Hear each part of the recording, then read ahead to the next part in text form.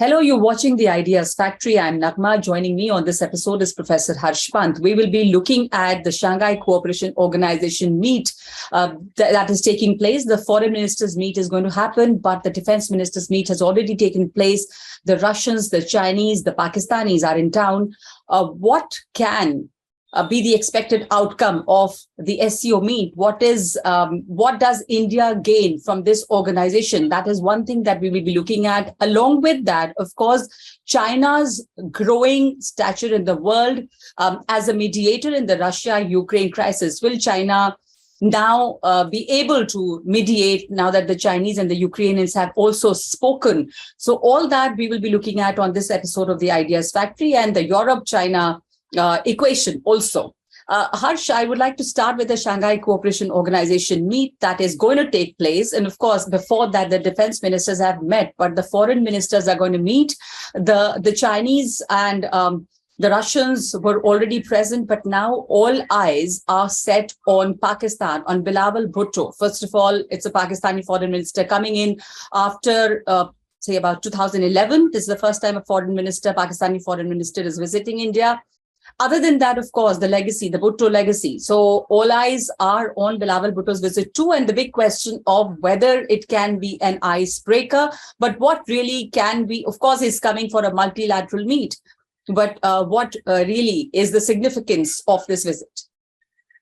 Of course, this is the year of India's presidency of SCO, and so India has invited all the stakeholders, all the members of the SCO, and I think more than in any bilateral capacity, it's a multilateral institutional framework through which perhaps one has to look at Bilawal Bhutto's visit. But anytime when you have Pakistani leaders visiting India, it certainly generates news. It generates a lot of interest in what is perhaps happening in that space, particularly as we have not had a conversation between India and Pakistan at the highest levels for a very long time. But I think, the atmospherics around the visit are also, I would say, not very conducive for a bilateral meet. We have heard, for example, Indian Foreign Minister Jaishankar making it explicit that he doesn't see a possibility of a bilateral engagement with the foreign minister. He has raised a number of issues which continue to create a problem. But I think fundamental problem remains that Pakistan is in such a state of disarray at the moment that any outreach by India doesn't seem to be really productive at this stage. I think India certainly would be wise to wait and watch and see how Pakistan itself, resolves its internal problems and therefore moves on and takes a position on regional issues. Now, we have also had some unfortunate events in Jammu and Kashmir. In recent years in Kashmir Valley, we have had some attacks, some explosions. That has also, I think, created an atmosphere that terrorism continues to remain a problem between the two nations. So I don't particularly see that Bilawal Bhutto's visit is going to do anything for the relationship. But of course, Pakistan is a member of the SCO, and as a member of the SCO, perhaps India invited the Pakistani foreign minister. But also, I think it is important in some ways to acknowledge that Pakistan perhaps is also sending out a message that it remains open to conversations with India, because Pakistan is facing so many problems that it needs in some ways to reconcile with India to a limited extent. Now, that is, of course, a tactical adjustment, but I think that a tactical adjustment that Pakistan feels it might be in Pakistani interest to do. So I think that it's also signaling from Pakistan that Bhutto is coming, that he's perhaps willing to engage with India. Whether or not India responds, that remains to be seen, and one should not be very optimistic on that regard. Of course, but like you pointed out, do you see this visit as a signaling for Pakistan, as like a positive from Pakistan's side? Bilawal Bhutto, of course, this is a multilateral platform. Pakistan is a member of the SCO. This is a foreign ministers meet, but India sending out the invitation, Pakistan accepting the invitation. So that is why the sound and light around this, and also the question that is this a chance for India and Pakistan to turn a new page? But like you said, should this be seen as really an effort from Pakistan's side? I would say yes. To a certain extent, it is a signaling. Pakistan seems to be in a signaling mood, and they're signaling that perhaps they remain open to any kind of an outreach with India. The question, I think, continues whether India views this moment as an opportune one for that kind of a conversation. Because of all the problems that we know are creating problems for Pakistan, are creating the situation that Pakistan finds itself in at the moment.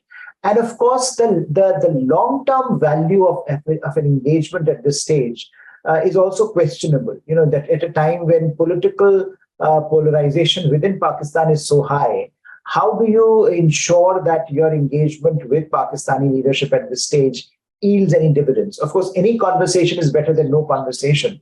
But from India's perspective, how India has successfully marginalized Pakistan in its foreign policy discourse. India does not really see Pakistan as an important element in its wider global ambitions, and India has also shown that that it does not need to continue to have a conversation with Pakistan for it to claim a larger regional and global role. So, in that context, also, I think India's preferences might be limited when it comes to engaging with Bhutto, and I think we have heard Dr. Jaishankar make it very clear as well. So, while one does not see any kind of a broad reopening of conversation, certainly, this visit has the possibility of perhaps creating some conditions which would allow, once things settle down in Pakistan, a set of conversations between India and Pakistan that might be useful for both sides. At this point, it looks unlikely, but any beginning, any such move by Pakistani foreign minister it has the potential of being a new beginning. In that sense, in the limited sense, given how far we have moved from a normal relationship between India and Pakistan in the last few years. Absolutely.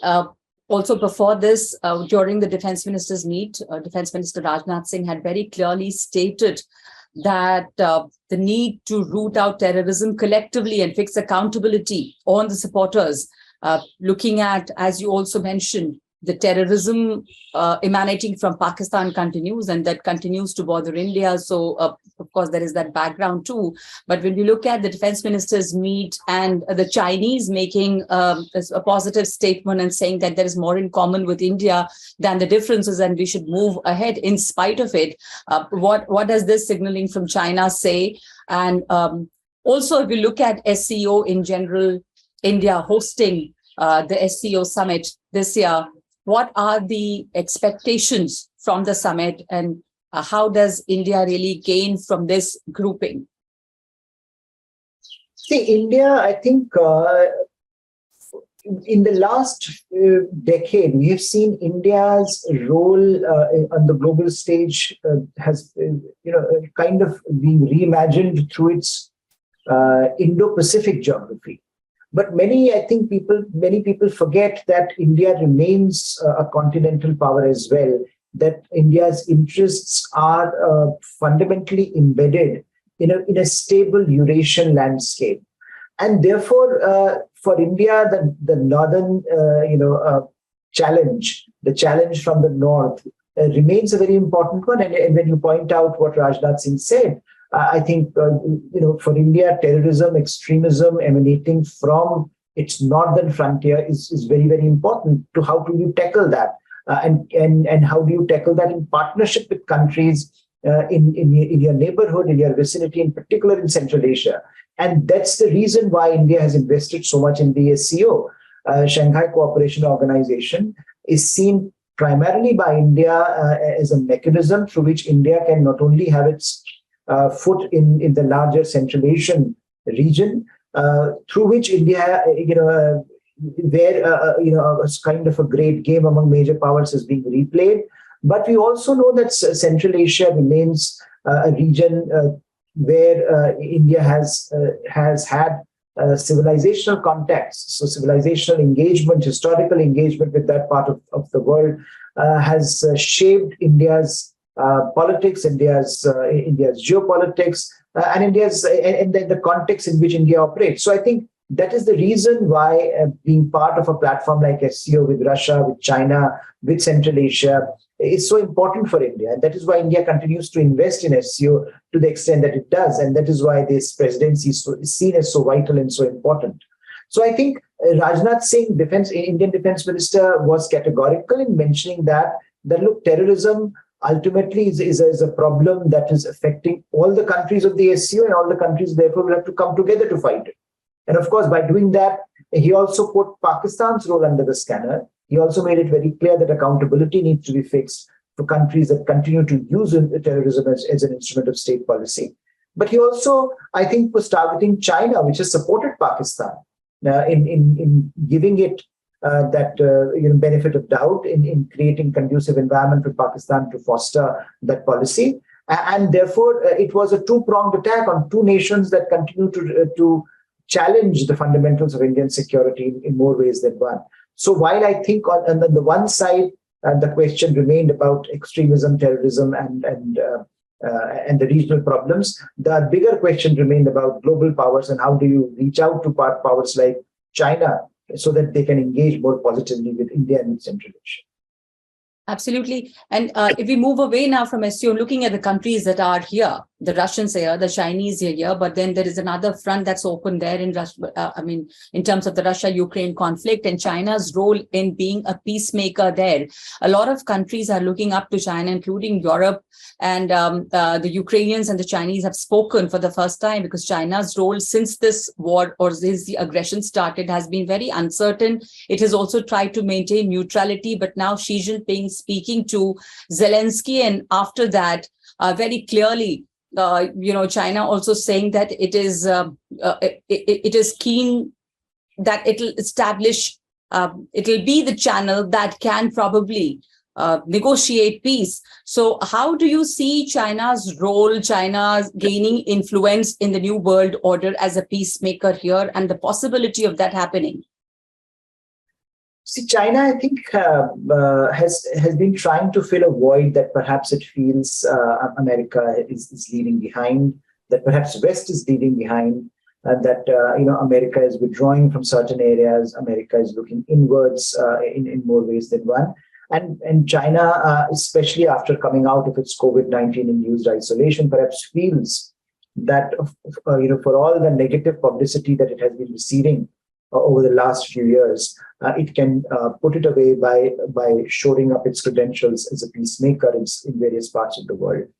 And it successfully did that to a certain extent in the Middle East, where it brought the Saudis and the Iranians together and showed that it too can deliver on certain outcomes, global outcomes, and it can be, it can be a responsible stakeholder in the global order that is evolving, trying to negate some of the more challenging aspects of its rise that have come out in the recent years.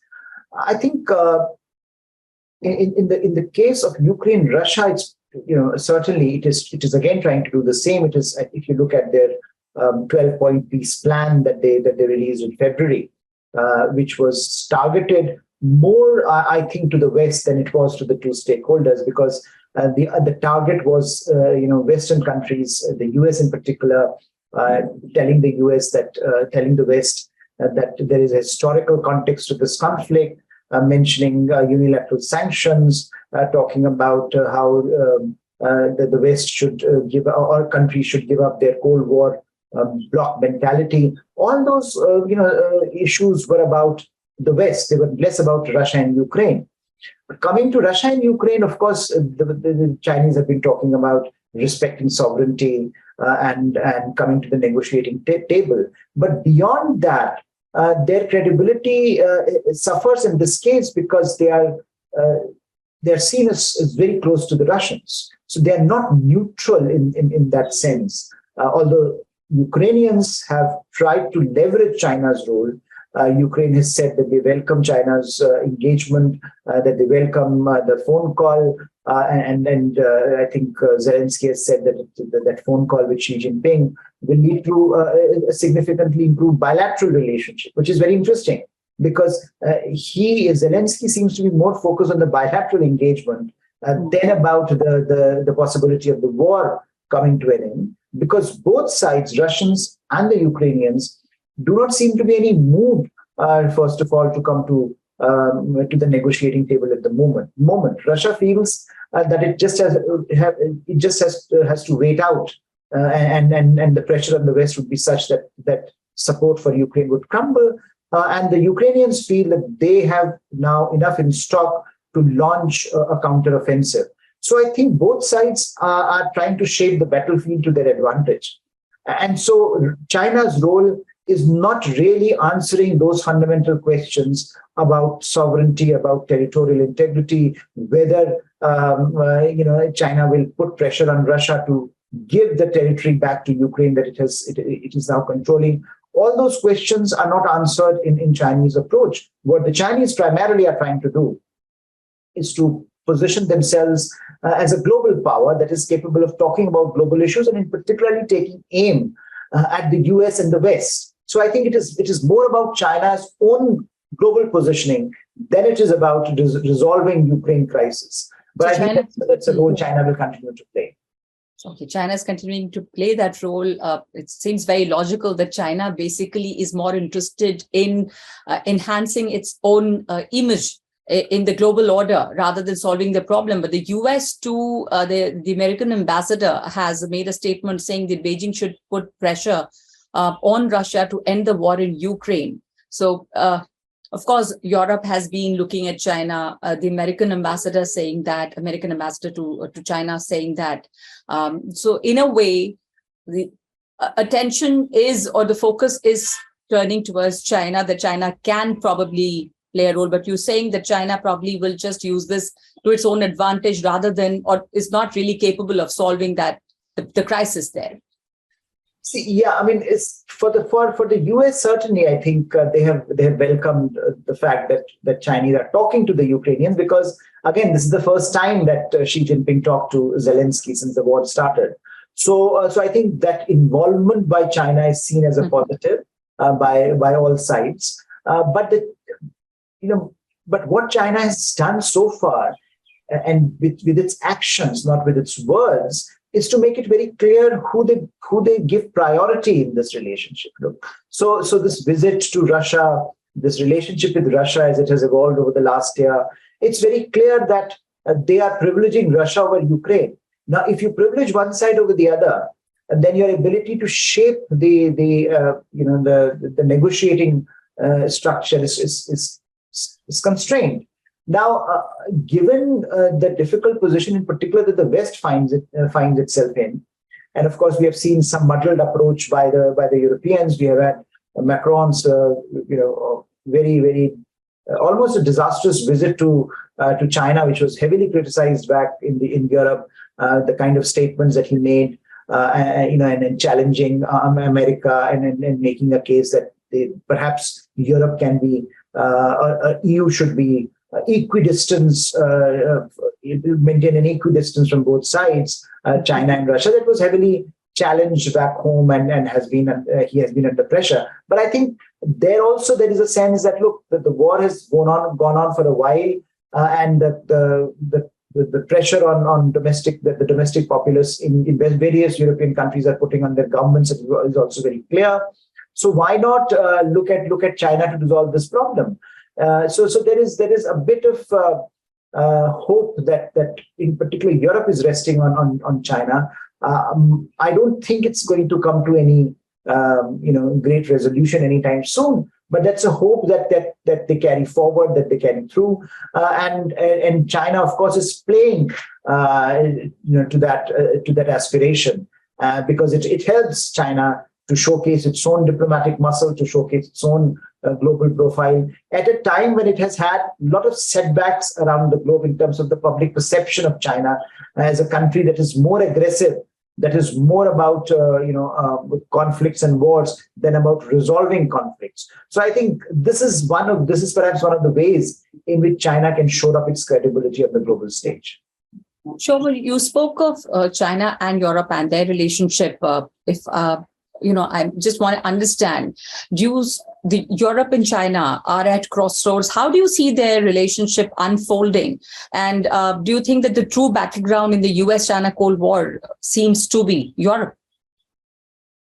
Yes, I think China certainly is hoping that they can wean Europe away from the US, and therefore they can create a rupture in the transatlantic relationship. We have seen since last February when Ukraine war started that perhaps Mr. Putin also made this assumption. But the result has been that transatlantic alliance actually has become stronger, at least in terms of the way Ukraine crisis was handled, the way that both sides of the transatlantic divide have continued to come together in terms of the policy response to Ukraine, and they've stood strongly with Ukraine in this crisis. So I think China, certainly because of the kind of economic clout that it has in Europe, and perhaps a sense that it might be perceiving of a fatigue in Europe about the war, perhaps that's the breach it can exploit.